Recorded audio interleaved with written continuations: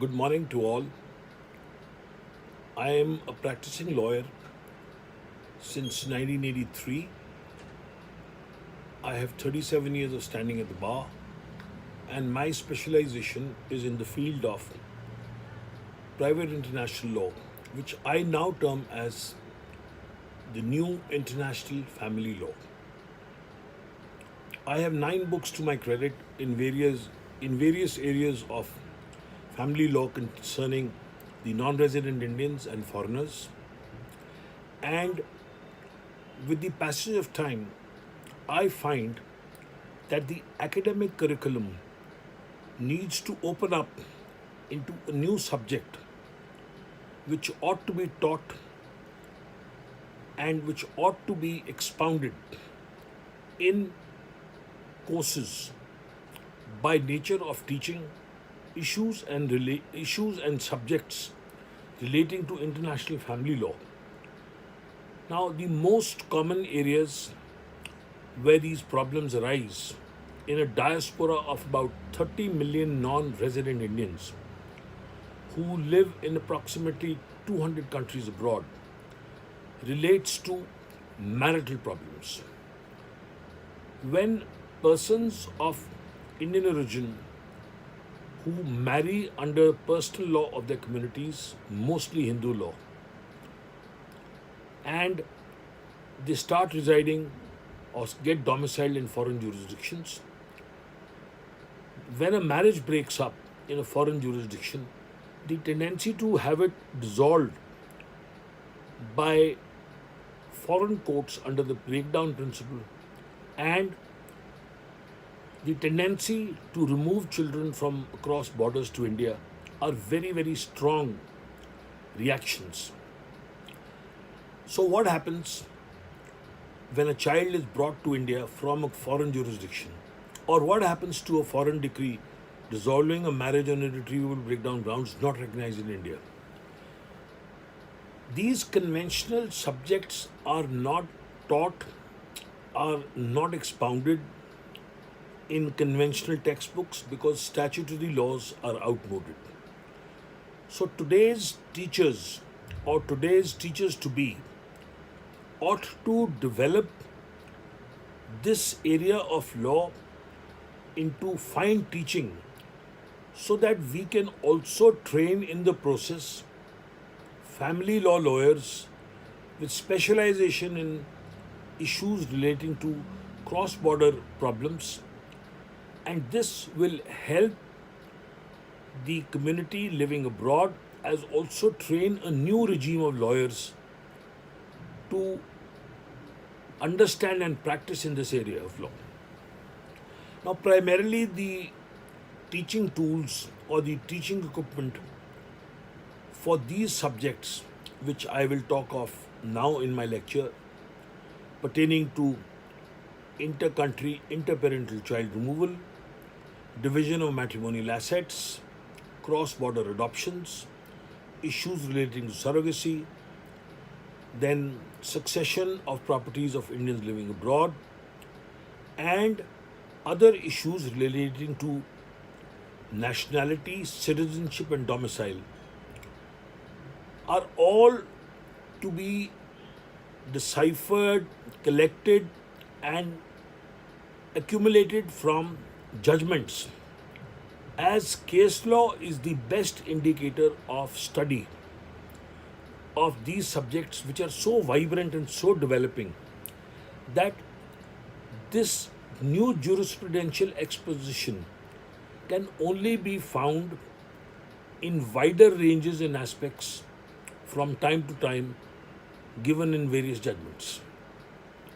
I myself, having authored number of books, 9 in total now, have dealt with all these subjects very extensively in my last book, Global Indians in the Law, published in 2020, and have, with original thoughts and perspectives, set down various concepts which have been expounded in various judgments and which have become a necessity for resolving day-to-day problems which come up for courts every day.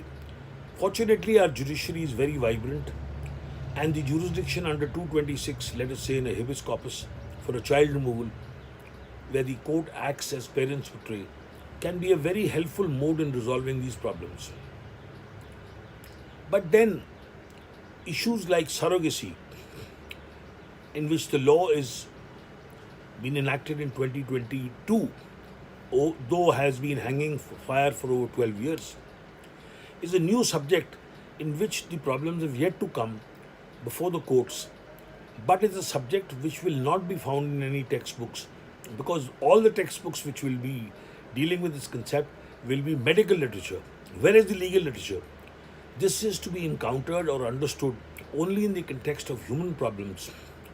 But because it is an issue which ails society, it is an issue where parentage, where guardianship, where nationality, where citizenship may be involved, legal minds will have to pore over these issues and think of answers in today's terms. So the teachers to be and our law educators of the future need to arm themselves with ammunition and equip themselves with the inputs in this area, and possibly come out with a course manual, or need to come up with bench books, or need to come out with notes, or need to come out with a compilation of judgments on this subject by which they can teach these issues to students to be. I myself have been promoting the study of these subjects through moot court competitions sponsored by me in the Army Institute of Law and other institutions. So if you have a proposition on inter-country, interparental child removal with vast issues relating to integrated problems of nationality, citizenship, domicile, divorce, child custody, you will perforce attract the mind of the students to pore over these subjects, and they may come to you as teachers to ask you as to where they would look for material and how would they expound the subject. But then the best dialogue, the best understanding would be when they delve over it themselves and argued in a moot court proposition. Other means and methods by which these subjects could be expounded could be by holding guest lectures, inviting enlightened practitioners at the bar to come and educate students on these aspects, maybe even as guest faculty, teach these subjects. I myself have been devoting a lot of time with Symbiosis Pune to teach these subjects to LLB, LLM students, and even help them when there is a dissertation involved or some subject needs more evolution. The other area of interest which is coming up immensely is inter-country adoptions. Now, adoption was a process which evolved through Lakshmikant Pandey 1, 2 and 3 by the Supreme Court, but ultimately led to the creation of the Central Adoption Resource Agency, now known as the Central Resource Adoption Authority, and under the Juvenile Justice, Care and Protection of Children Act 2015, inter-country adoptions are now a statutory framework under the adoption regulations, because India is a signatory to the Hague Adoptions Convention. So thereby a complete jurisprudential study has developed on inter-country adoptions, but there were lacunas. The JJ Act, being a secular law, governed only adoptions made under the JJ Act and exempted adoptions made under the Hindu Adoption and Maintenance Act.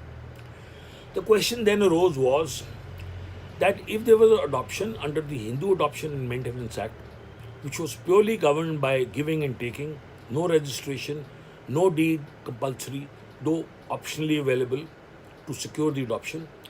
Now, would the JJ Act apply to such adoptions? The answer was no. But then, if a child adopted under the provisions of the HAMA, that is the Hindu Adoption and Maintenance Act, was to be taken abroad, could the child be taken abroad? The answer was no.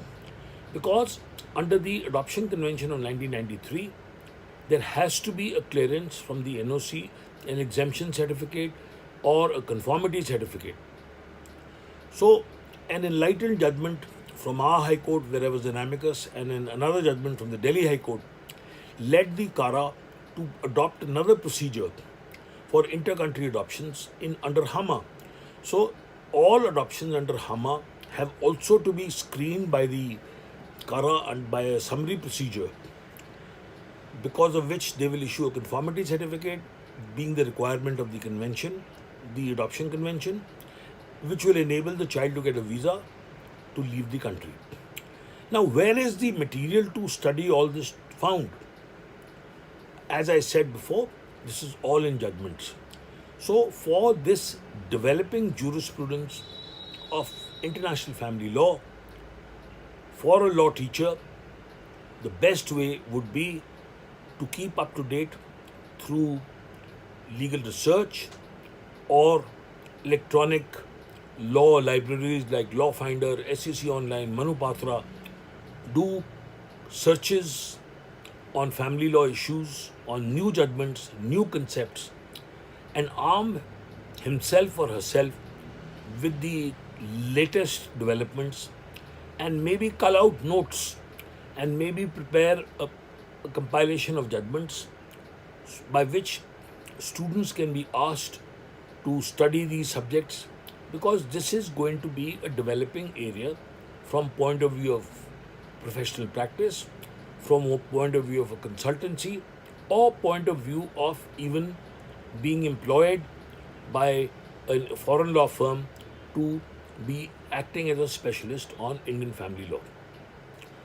Now that there is a requirement of practicing in UK, if you pass the solicitor's qualifying examination in England, if you train yourself in international family law, you can as well think of practice in a foreign jurisdiction, let us say England, by passing the solicitor's qualifying examination.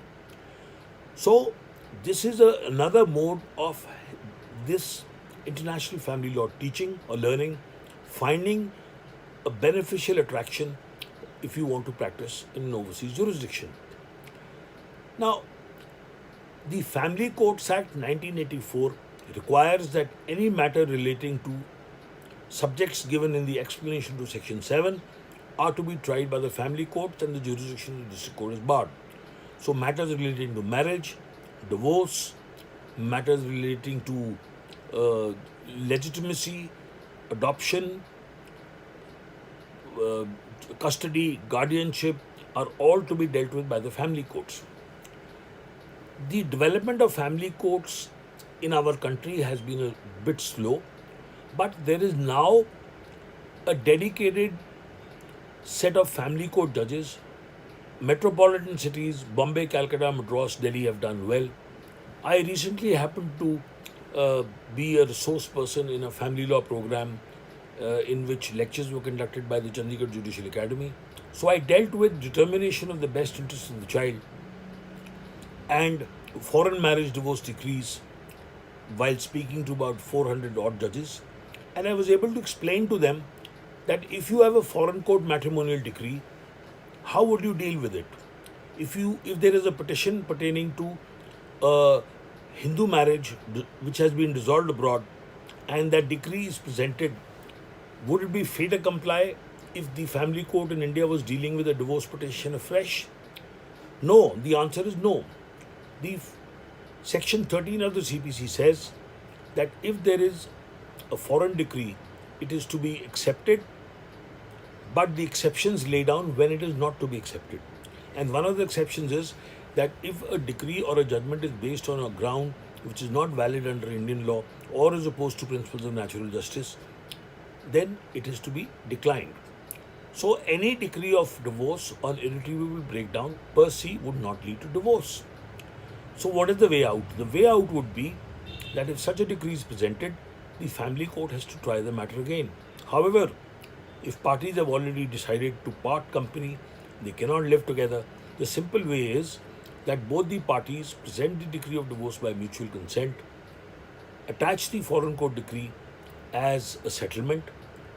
That settlement can be viewed independently by the family court in India, and thereupon, recording the consent of both the parties, can grant a decree of divorce. There may be a waiver of the second motion after 6 months, depending on the circumstances. The Supreme Court says it is the discretion of the family court to, to condone the 6 months waiting in case the court thinks fit. So, this is a development which has taken place in the pandemic by virtue of the fact that people have not been able to travel. So, you can actually, by video conferencing, do all this process sitting abroad. If you cannot travel to India, a friend or a relative can identify you as a general power of attorney in the Indian family court. You may appear by video conferencing. The relative may identify you on the basis of the passport or him knowing the relative or friend. The judge may record consent by video conferencing, and both parties can have a decree of divorce by mutual consent. So, with the passage of time and development of technology and finding a solution to resolve marriages solemnized in India which have broken down abroad, there have been formulations and devices. Why is this necessary? It is so necessary because if there is Indian litigation in the nature of dowry, domestic violence, maintenance, settlement of matrimonial property, child custody, essentially speaking, there has to be a decision by a court of competent jurisdiction in India to resolve these matters. As Teja Singh's judgment way back in 1975 said, these marriages would otherwise be known as limping marriages, which means you would be married in India but divorced abroad. So this state of flux needs to be put an end to.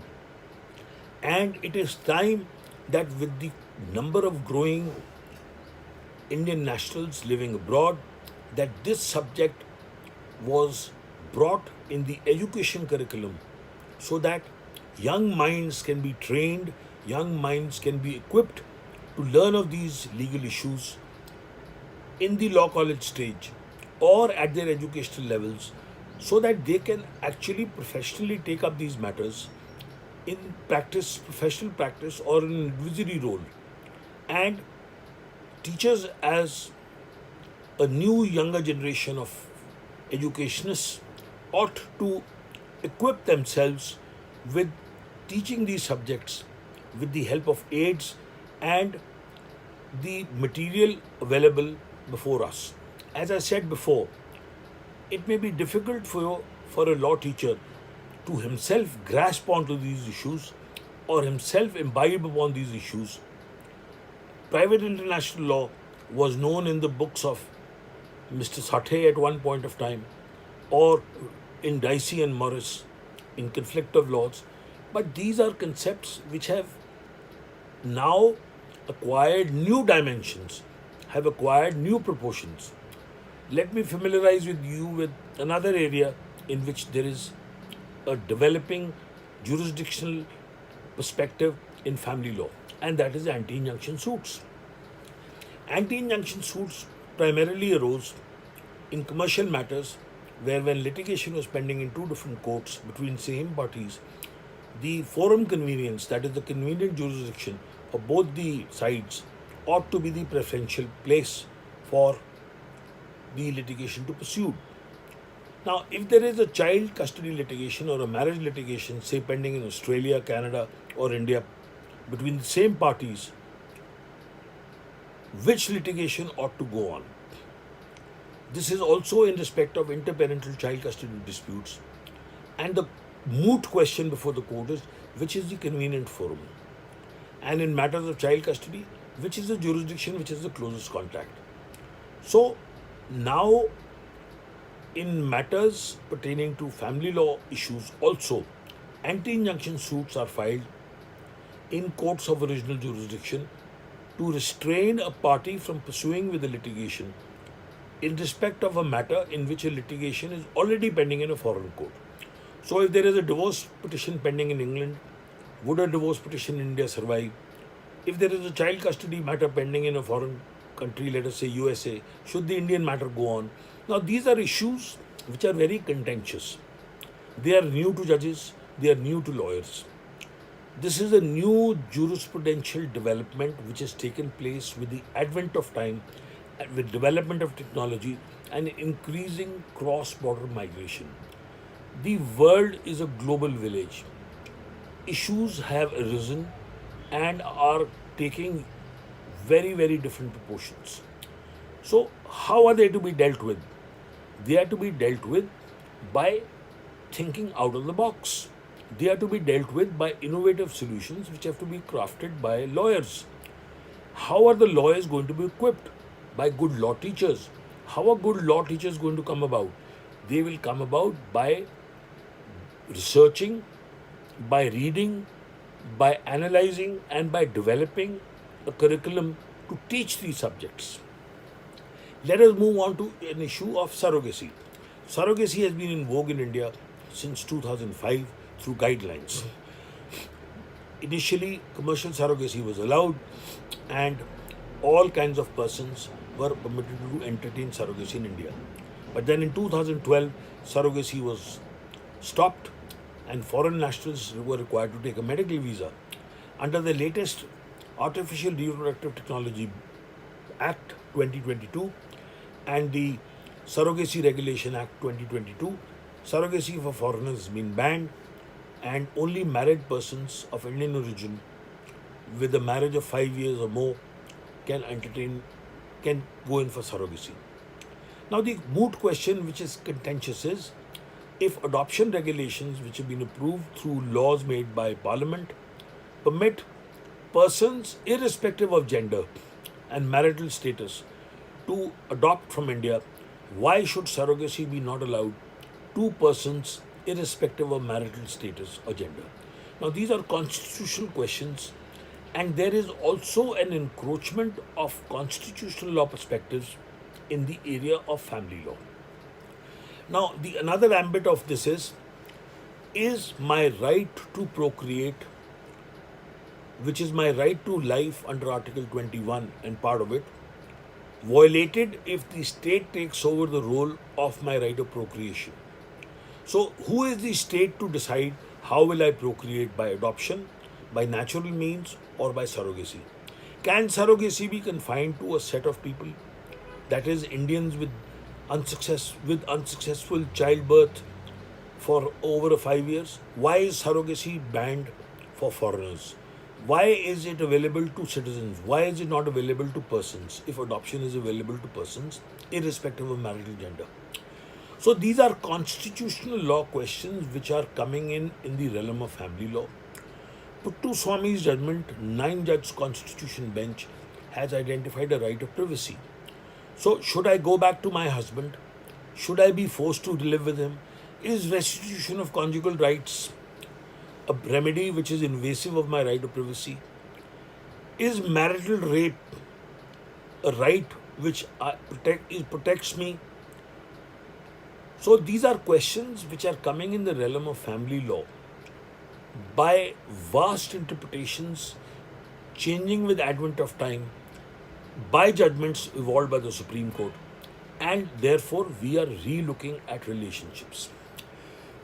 Another very contested area in India is domestic violence under the Prevention of Women from Domestic Violence Act 2015. Under the Hindu Marriage Act, Special Marriage Act, or any other personal law, marriage is looked upon as a relationship between a man and a woman, primarily. But then the Domestic Violence Protection of Women Act 2005 has said that if there is a relationship which is in the nature of marriage, or termed very broadly as a live-in relationship, there will be protection available under the Domestic Violence Act. So there is a pseudo recognition or a recognition in other terms to live-in relationships. Then when there are runaway couples today, or there are couples who are in a bond of matrimony, should they be afforded protection under Article 14 and 21 from their parents? Can you divorce protection available to you constitutionally as right to life dehors your personal values or your societal values or relationships which do not find approval? So if you are a major, then of course any wishes of parents in intercaste marriages or interfaith marriages ought not to prevail. But then, can you extend this benefit to relationships in the nature of marriage? Now, these are questions which have started coming across in courts, and only judgments can resolve it. How will judgments resolve it? If there are good lawyers. If there are good lawyers, how will we find good lawyers? If we have good teachers and we train them well. So, with this bird's eye view, I will address the other aspects in my second part of the lecture. Thank you very much.